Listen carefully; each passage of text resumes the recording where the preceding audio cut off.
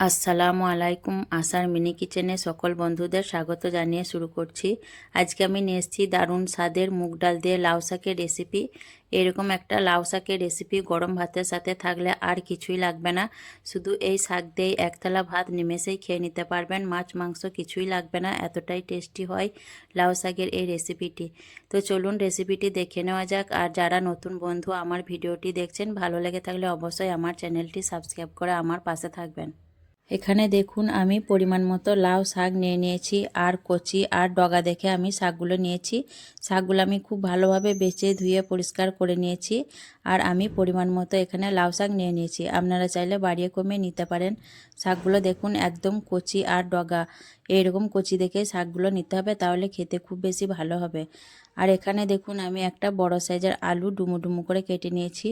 আলুটাও আমি খুব ভালোভাবে কেটে ধুয়ে পরিষ্কার করে নিয়েছি। আর এখানে আমি নিয়েছি দেখুন একটা ছোট সাইজের টমেটোটা দিলে খেতে আরও ভালো হবে রেসিপিটা।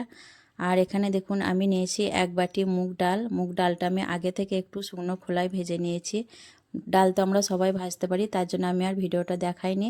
ডালটা আমি আগে থেকে ভেজে নিয়েছি। তারপর দেখুন এইদিকে আমি ডালটা খুব ভালোভাবে ধুয়ে পরিষ্কার করে নিয়ে একটা প্রেসার কুকারের মধ্যে নিয়ে নিয়েছি ডালটা আমি সেদ্ধ করার জন্য। আর এখানে আমি দিয়ে দিচ্ছি দেখুন কেটে ধুয়ে রাখা লাউ শাকগুলো। শাক আর ডাল আমি একসঙ্গে করে সেদ্ধ করে নেব।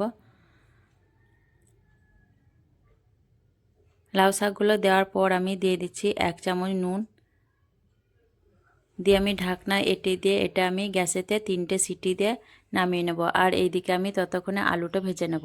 এইদিকে আমি গ্যাস অন করে একটা কড়াই বসিয়ে দিয়ে দিলাম পরিমাণ মতো সর্ষের তেল। তেলটা খুব ভালো করে আমি গরম করানোর পর দিয়ে দিচ্ছি কেটে রাখা আলুগুলো। প্রথমে আমি আলুটা ভেজে নেব।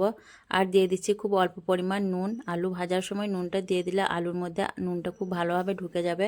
তো আমি আলুটা 3 থেকে 4 মিনিটের মতো নেড়েচেড়ে ভেজে নেব। আর আলুটা কিন্তু অবশ্যই ভেজে নেবেন, তাহলে খেতে খুবই ভালো লাগবে। আলুগুলো দেখুন আমি 3-4 মিনিটের মতো ভেজে নিয়েছি। আর আলুর গায়ে দেখুন লালচে রং ধরে গেছে। এর থেকে আর বেশি আমি আলুগুলো ভাজবো না। এখন আমি আলুগুলো দেখুন একটা জায়গার মধ্যে তুলে নিচ্ছি।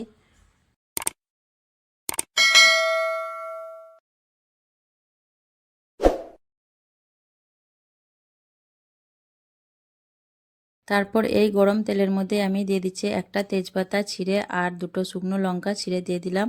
আর দিয়ে দিচ্ছি ছোট চামচে 1 চামচ গোটা আস্ত কাঁচা জিরে। আমি নেড়েচেড়ে ফোড়নটা খুব ভালোভাবে ভেজে নেব।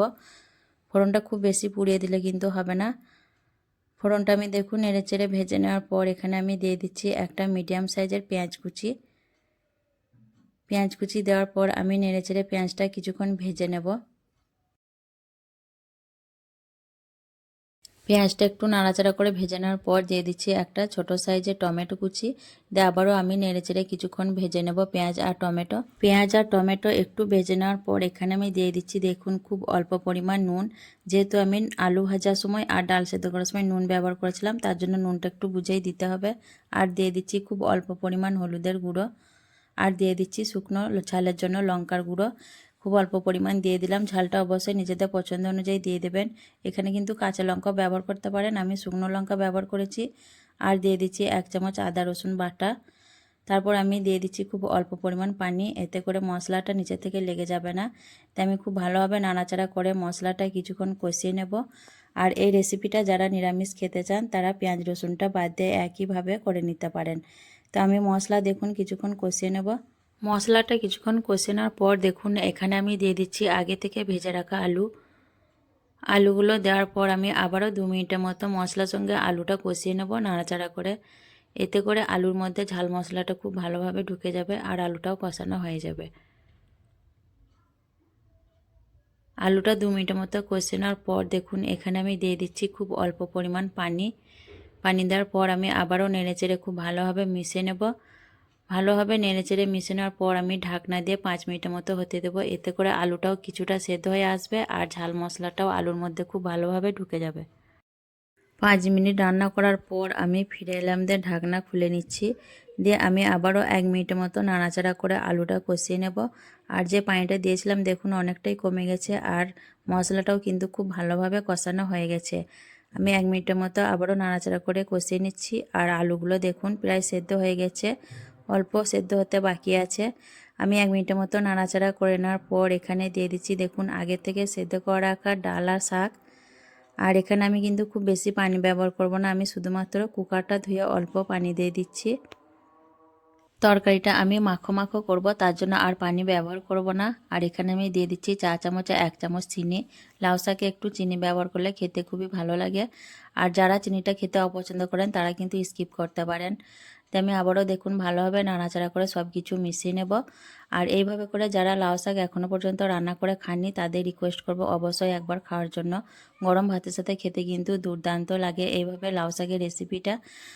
ভালোভাবে নাড়াচাড়া করে মিশিয়ে নেওয়ার পর আমি আবারও ঢাকনা ঢেকে দিয়ে 4-5 মিনিট মতো হতে দেবো। এতে করে আলুটা খুব ভালোভাবে সেদ্ধ হয়ে যাবে। 4-5 মিনিটের মতো রান্না করার পর আমি আবারও ফিরে এলাম, দিয়ে দেখুন একটু নাড়াচাড়া করে নিচ্ছি। আর সব কিছুই কিন্তু খুব ভালোভাবে সেদ্ধ হয়ে গেছে। আলুটা একটু দেখিয়ে দিচ্ছি, দেখুন আলুগুলো দেখুন খুব সুন্দরভাবে সেদ্ধ হয়ে গেছে। এরপর আমি নামানোর আগে দিয়ে দেব দেখুন চা চামচে 1 চামচের মতো কাঁচা সর্ষের তেল। এতে করে খেতে খুবই ভালো লাগবে। তেলটা দেওয়ার পর আমি নাড়াচাড়া করে খুব ভালোভাবে মিশিয়ে নেব। আর গ্যাসের ফ্লেমটা দিয়ে বন্ধ করে দেব। আর আজকের এই লাউ শাকের রেসিপি কেমন লেগেছে অবশ্যই কমেন্টে জানাবেন। ভালো লাগলে লাইক করবেন, শেয়ার করবেন আর আমার চ্যানেলটি সাবস্ক্রাইব করে আমার পাশে থাকবেন। আর এইভাবে করে অবশ্যই একবার ট্রাই করে দেখবেন, খুবই মজার একটা রেসিপি, গরম ভাতের সাথে খেতে কিন্তু দুর্দান্ত লাগে। আসবো আবারও অন্য কোনো রেসিপি নিয়ে। সকলে ভালো থাকবেন, সুস্থ থাকবেন। আল্লাহ হাফেজ।